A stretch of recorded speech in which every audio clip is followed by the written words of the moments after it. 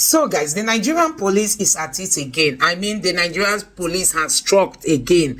In Imo State, Nigerians, Imo boys are suffering a lot at the hands of our security agents. If you can remember, under Buhari, the military dealt with young boys in Imo State in the name of they were looking for ESN guys and they were looking for known gunmen. But at the end of the day, they ended up, dealing with innocent boys. I mean, innocent citizens. It got to a point that there was this alarm that if you go to the FMC, the Federal Medical Center in Owerri, you will see a heap of unclaimed bodies.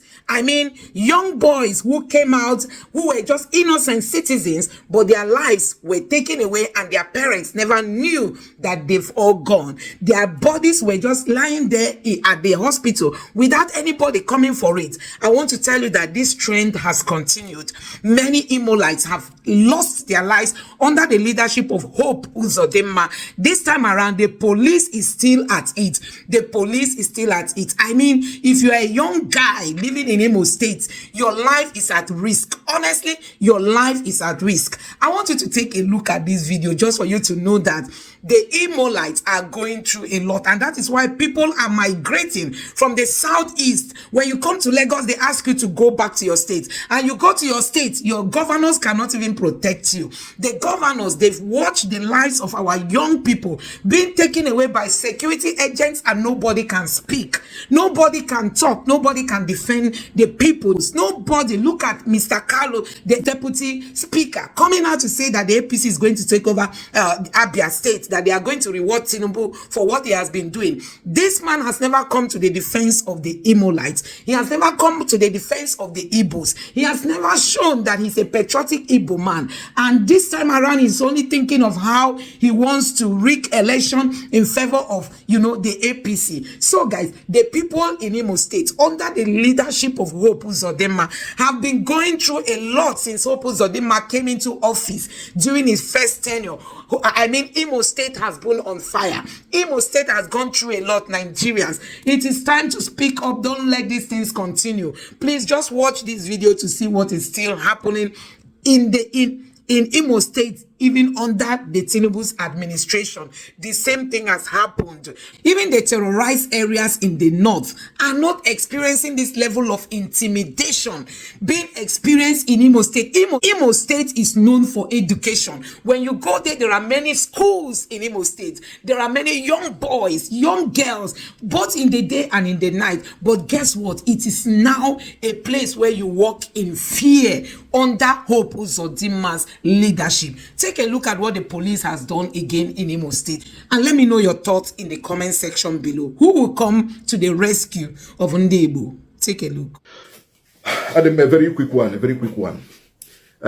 Yesterday, I went to a report. Our filling station on Akwakuma Junction. The police picked 2 guys. They are able to fuel na filling station.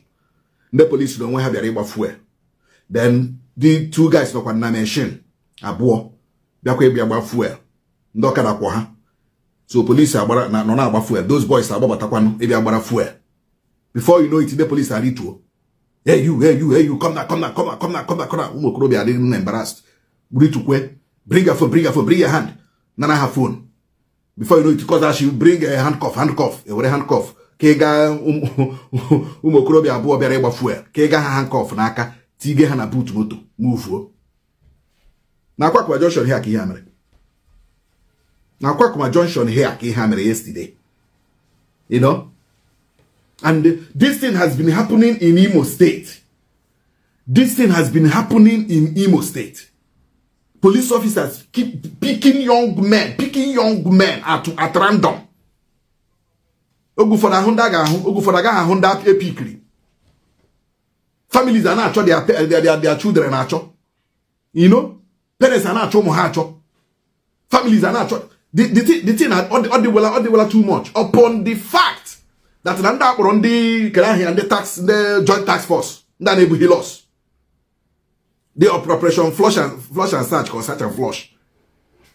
Everywhere ha packed. Guys line it up, a transfer. Everywhere these people ha line it up. guys, give who guys, how line up, name and transfer. The police people who pick those people, bring those boys back. Bring those boys who no pick it at random. I know how could jet for sure. He had the Igbo fuel, the container had the Igbo fuel is still there. It's still there at the filling station. Container had the Igbo fuel is still there at the filling station. What is wrong with you people? I keep asking, what is wrong with you people? Emeruni here and the police. The police, Emeruni here, me. Extortion, Amunu more extortion. Amunu more intimidation. Yeah? If I will kill you, and nothing will happen. We will shoot you here now, you will die. You will shoot yourself and you will die. Oh, it is you that will die. Since you want to kill somebody that is innocent. I don't understand it. Is that how to do arrest? Arrest. There is no civility again in this business. There is no civility again in this business. There is no rule of law again. A young man, pick a way at that point, or Jesus man. At that point, or won't go Jesus, just pick him at random. Pick one day. You people don't know what is karma. The police are karma. Karma will visit your family. I swear to God, karma will visit your family. You know to a pick, hospital, and that's probably go with ego. Baby cousin don't me, more cousin don't 1 year, more cousin don't 1 year, more cousin don't anybody friend. Una just pick a piam. Oda he show to a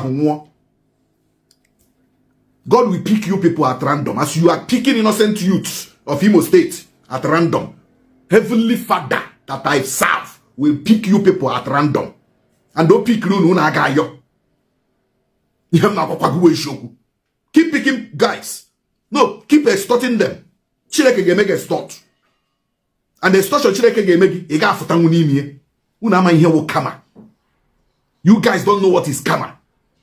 You guys don't know what is boomerang.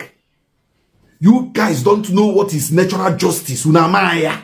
Unu police. You can pick anybody. You can arrest anybody. You can extort anybody. There is one man you can never extort, and that is God. There is not one man you can never pick at random, and that is God. And there is one man that can pick you at random and you will disappear forever. Both your body and your soul will rot in hell. And that is God. The joint task force, sir. The joint task force, enough is enough. The joint task force, sir. You keep picking young men. You keep extorting them.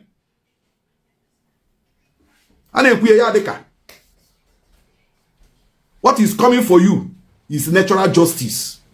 Natural justice. That is what is coming. God will deal with you. You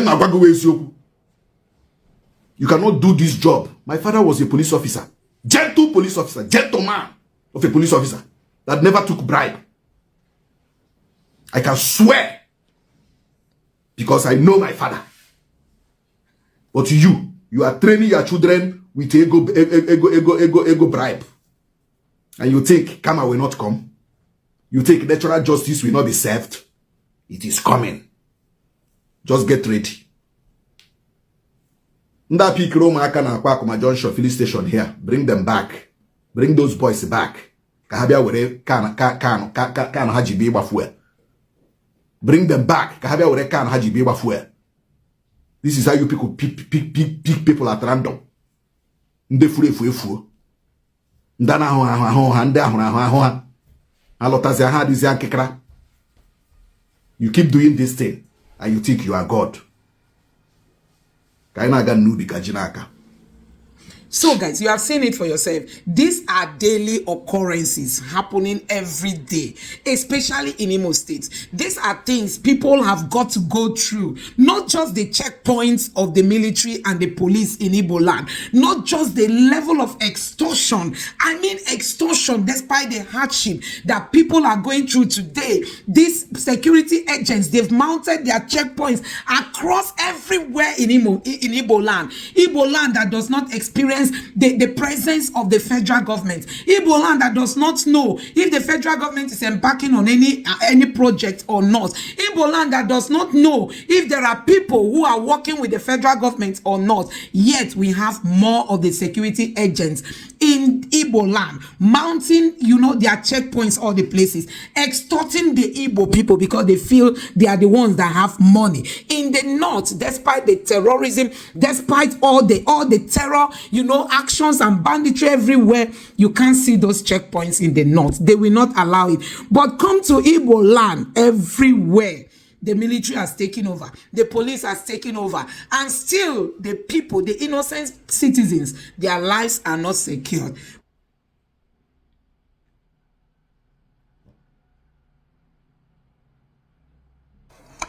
Yeah, it just came. He asked me, what is this position of the Igbos in Nigeria today?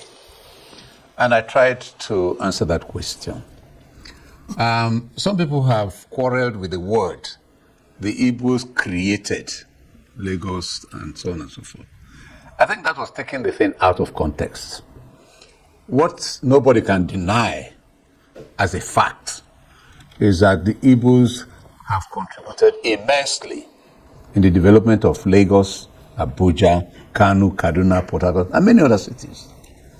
And I don't see why anybody should quarrel with that statement of fact. Well, the fact is that people will wonder what evidence there is. Because, I mean, you're a former governor. Yeah. I mean, what you say has a lot of weight. And so when you say that the Igbos built those cities, you mentioned it was taken out of context. When you say they built those cities, people say, what evidence is there to support that assertion? And did they build those cities to the exclusion of other ethnic groups, including those from the cities that you mentioned? What I can tell you is, in any city that the Igbos have contributed greatly in building, they have come very close second to the indigenous population, and sometimes neck to neck. Let's take the two first cities that I mentioned. In Lagos, if there are 10 markets in Lagos, 7 were built from swamp by Igbo traders. Not to talk about manufacturers in that city, not to talk about those who have built residential houses and those who have built hospitality industry. In this city, Abuja, this has been said by even former ministers of the Abuja Capital Territory, that about 70% of the hospitality industry in this city are owned by Igbos. And also about 70% of the plazas are owned by Igbos. Not to talk about houses that are up for rent. So businesses in general. Yes. So these are things that are common knowledge to anybody in this country. And I don't see why we should quarrel with that. Let me even ask those who are quarreling with these facts. How many cities in the Southeast have people outside the Southeast contributed in building? And the answer I have for them is that, well, you see, business goes where there's infrastructure. The seaport in Lagos is about the only seaport that's operating in Nigeria. And the Igbos do a lot of importation of goods. So they have to settle where the seaport is, build markets to sell whatever they have imported into the country. And then whatever they have manufactured, they can easily send them along the West African coast to other West African cities. The same thing here. You cannot compare the infrastructure that the federal government has built in Abuja to any other infrastructure in the Southeast. And people being entrepreneurs, they take advantage of it. And they come and they help to develop the place for their business. And I don't think anything is wrong with that. Every other person is free to do so. But it's just because these people are entrepreneurs. They take risks and are ready to go away from home and face challenges. And whatever they meet there, they try to overcome. Right. Who will come to the rescue of Ndi Igbo? Who will help Ndi Igbo? Who are the leaders who can speak and stand boldly and speak for the Igbo people? Who can come to the defense of the young Igbo boys? Who can save us, Nigerians? Who can save us? They should allow Igbos to breathe. Allow Ali Igbo to experience peace. Let there be peace in Ali Igbo. Let the security agents do their work according to the law, according to the constitution. Don't intimidate people. Let people have their rights to their freedom. Let people experience their freedom that has been given to them. You can't just be, disrupting the peace of the people in the name of you are trying to maintain peace and order. And at the end of the day, you tell people to bring out money from their ATM and give you. You extort them. You put them on handcuff. You take them and all kinds of things that have been happening. Nigerians, enough is enough. And hope is on them. It is time to know that you sitting in that seat or on that seat is not forever. There is time for everything. And remember that whatever you sow, you are going to reap. There is always a time for everything. You are there today as a governor. Tomorrow you won't be there. A word is enough for the wise. Let me know what you think about this in the comment section below. Please don't forget to subscribe to the channel. Turn on the notification bell. Thank you.